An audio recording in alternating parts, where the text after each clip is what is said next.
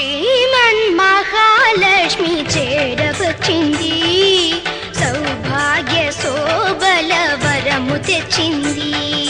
శ్రీమన్మహాలక్ష్మి చేరవచ్చింది, సౌభాగ్య శోభల వరము తెచ్చింది.